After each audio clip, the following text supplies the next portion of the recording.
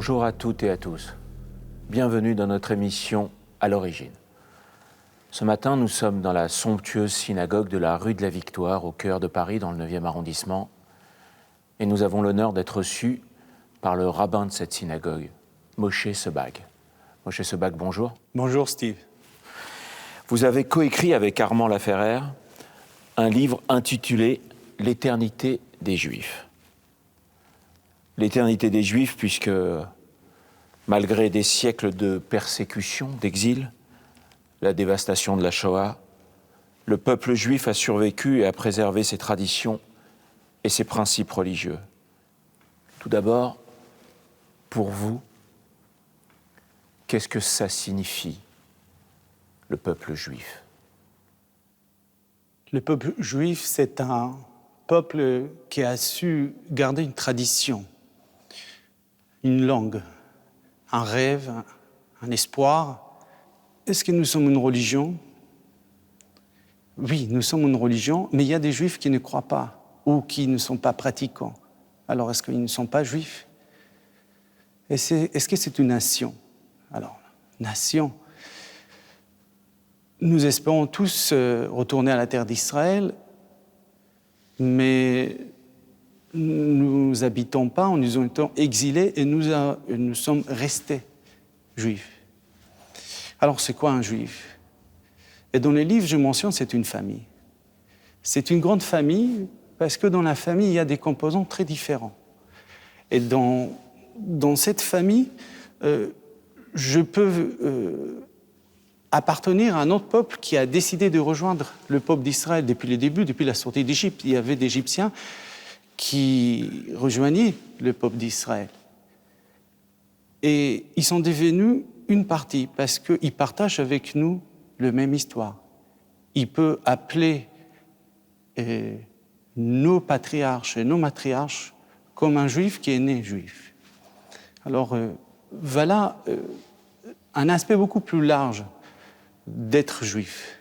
J'aime beaucoup parce que ça montre aux gens qui nous regardent à quel point vous êtes ouverts, à quel point tout d'un coup, c'est vrai que dans une famille, on ne se ressemble pas forcément quand on est frère et sœur.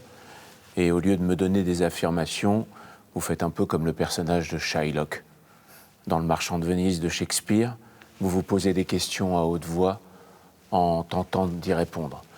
On va parcourir les éléments qui ont permis aux Juifs de survivre. En premier lieu, vous évoquez la filiation et surtout la transmission. En quoi cette filiation et cette transmission comptent-elles encore aujourd'hui ? De génération en génération, ce qui est important, c'est raconter l'histoire de nos parents, de nos grands-parents, de nos ancêtres. Je vais aller un petit peu dans l'histoire plus tardive, les diasporas. Les diasporas, après la destruction du deuxième temple, l'année 70, lorsqu'on demande à un sage d'Israël, Rabbi Yochanan ben Zakkai, qu'est-ce que vous aimeriez comme faveur ? Il pouvait dire de ne pas détruire le temple.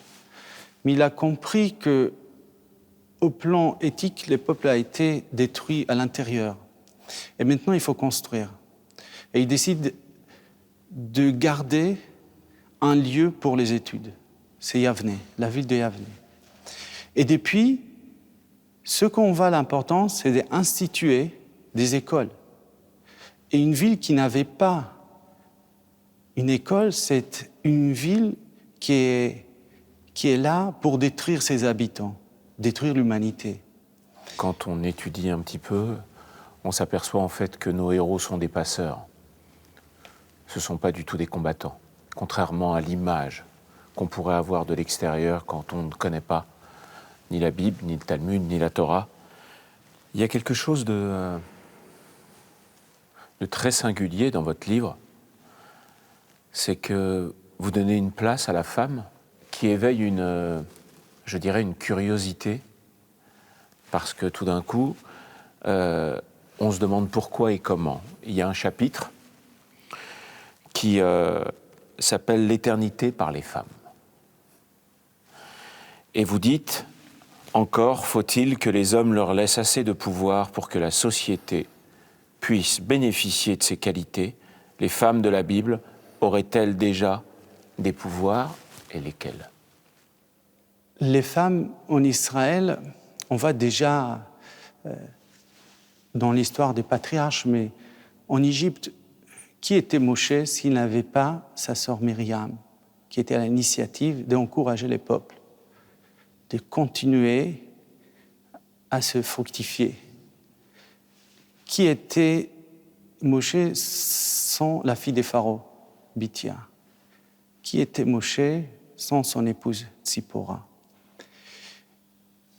On avait des juges, Déborah, mais elle était aussi une grande stratège de guerre, parce qu'elle libère le peuple et contre un général cananéen, Sisra, avec une autre femme qui s'appelle Yaël. Le général que Déborah a nommé Barak avait peur, sans elle, d'aller à la guerre. Elle juge le peuple d'Israël. Nous avons aussi des reines juives. Les reines comme Esther, l'histoire la plus connue. Nous avons aussi une première ministre juive, l'État d'Israël, je peux dire, a décidé de nommer une première ministre. C'est le premier État qui a nommé une première ministre, Golda Meir. Et on le voit que la femme dans la Bible prend une grande responsabilité juridique, même militaire, responsable d'État. Mais en revanche, on le voit que la femme ne s'occupe pas de enseignement ou des rituels religieux. Ça, c'est les Kohanim. C'est le Kohen et le fils de Aaron à Kohen et les enfants et les descendants d'Aaron à Kohen ou des Lévites. C'était une exception. Cela veut dire que ce n'est pas une manque d'égalité. On ne dit pas que la femme doit rester à la maison ou s'occuper des foyers et des enfants. Non, elle a de potentiel, elle a quelque chose à donner pour développer la société. Et une femme qui n'est pas instruite ou un peuple qui n'instruit pas les femmes de leur pays risque à l'échec. Parce que qu'est-ce qu'ils vont transmettre à leurs enfants? Bien sûr. Et on voit que le judaïsme a fait le juste équilibre d'un rôle différent. La femme est dispensée aussi de certain nombre de commandements. Ce n'est pas parce que les moins importants, non, parce que son rôle ne le permet pas de pratiquer.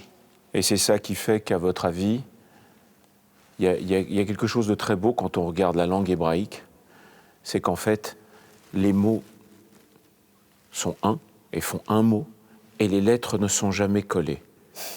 C'est-à-dire que les lettres se regardent, oui. Et comme si tout d'un coup il fallait de l'espace et une forme de liberté entre les... Ça fait echad. Pour l'existence de chaque lettre. Exactement. Le judaïsme est un questionnement perpétuel. On dit que d'être juif, c'est d'être constamment dans le mouvement.